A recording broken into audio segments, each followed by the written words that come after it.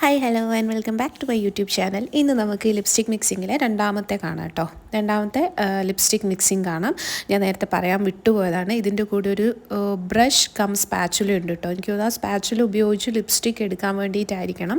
ഇന്ന് നമുക്ക് വെറൈറ്റി പിടിക്കാം. നമുക്ക് ഒരു വയലറ്റ് ആൻഡ് ഇന്നലെ ഉപയോഗിച്ച ആ ഒരു റെഡും കൂടെ എടുത്ത് മിക്സ് ചെയ്ത് നോക്കാം കേട്ടോ.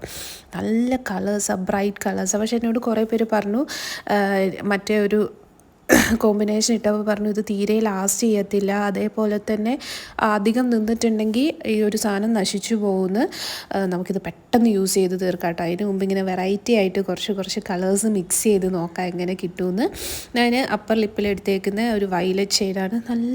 ഒരു വയലറ്റ് എന്ന് പറയാൻ ഒക്കത്തില്ല അല്ലേ, നല്ലൊരു ലാവൻഡർ പോലത്തെ നല്ലൊരു ഷെയ്ഡാണ് കേട്ടോ. ഇത് നല്ല ഭംഗിയുണ്ട്. ഇത് മാത്രമായിട്ട് ഇട്ടുകൊണ്ട് പുറത്തേക്ക് പോകുന്ന ആരെങ്കിലും ഉണ്ടെങ്കിൽ ഒന്ന് പറഞ്ഞു നോക്കൂ കേട്ടോ. അടിയിൽ ഞാൻ അപ്ലൈ ചെയ്യാൻ വേണ്ടി പോകുന്ന ഒരു ബ്രൈറ്റ് റെഡ്, ഇന്നലെ നമ്മളെടുത്ത അതേ ബ്രൈറ്റ് റെഡാണ് കേട്ടോ എടുത്തേക്കുന്നത്. അത് ലോവർ ലിപ്പിൽ അപ്ലൈ ചെയ്തിട്ടുണ്ട്.